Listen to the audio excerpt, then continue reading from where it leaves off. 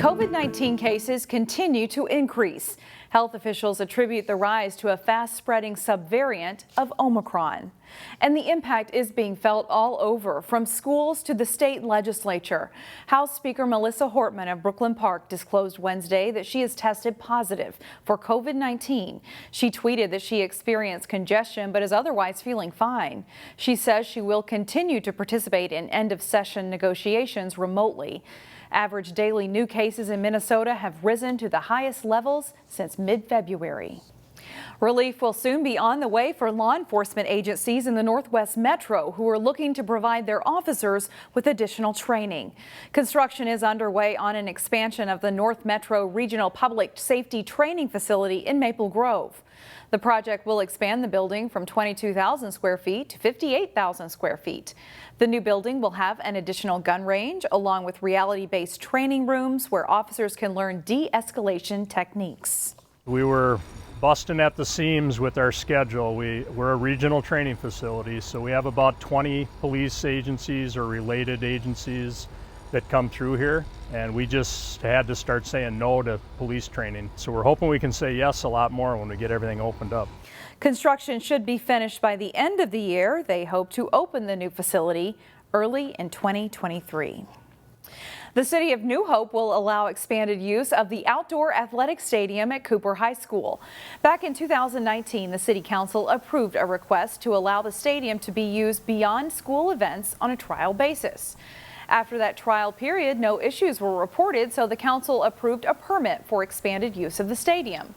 The council also eliminated the restriction that required 50% of stadium users to reside in the Robbinsdale district.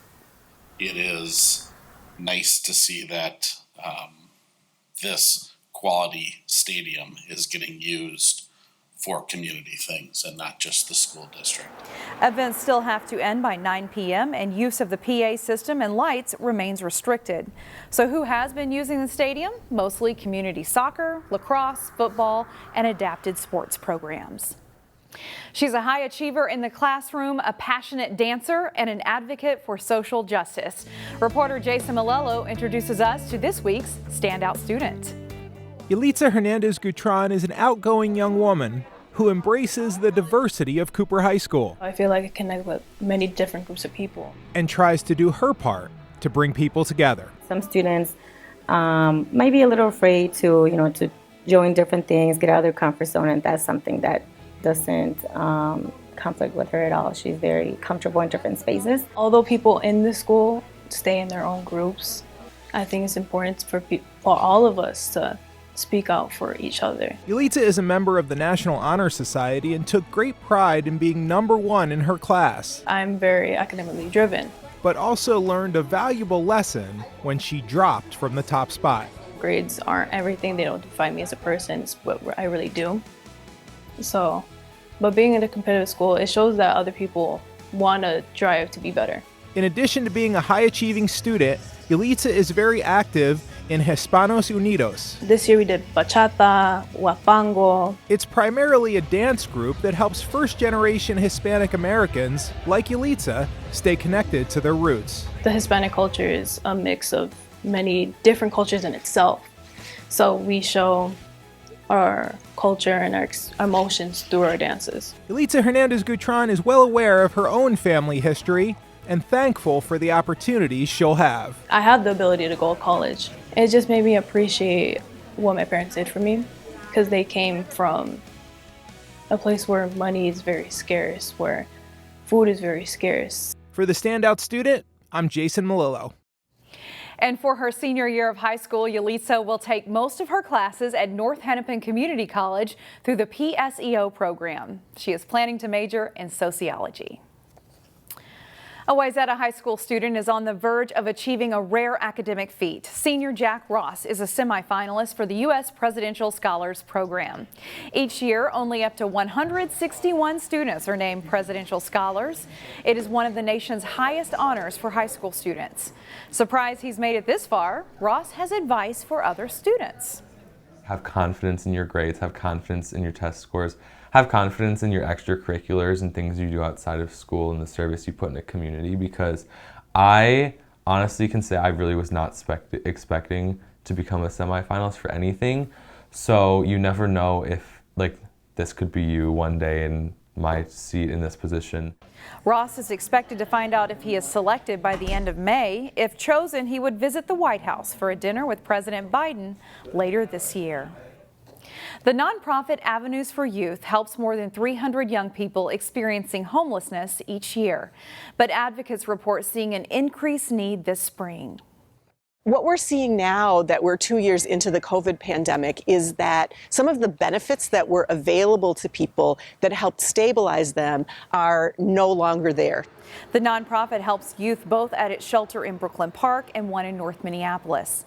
As the fiscal year ends, it's asking for community support. Avenues especially appreciates support from the community because we are the only emergency shelter and transitional housing program for youth experiencing homelessness in the Northwest Hennepin County suburbs. You have a chance to support Avenues for Youth this Sunday at 3 p.m. at Prince of Peace Lutheran Church in Brooklyn Park. Carita's vocal ensemble will have a 20th anniversary concert with a $10 admission going to benefit Avenues for Youth. We'll leave you with more of Carita's. Bring me shelter, I will not harm you. Bring me shelter, please.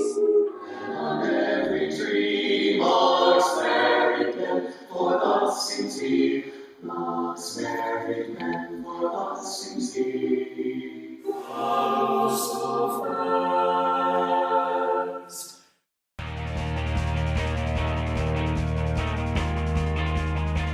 Two of the best boys tennis teams in the state met up on Tuesday as Wayzata hosted Edina. Here's Jason Malillo with the highlights.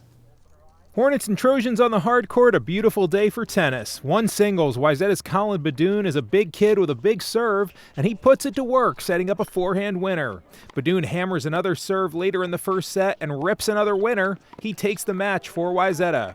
One doubles, Eddie Revening serves. Nice net play by Julian Time. Hornets win the first set.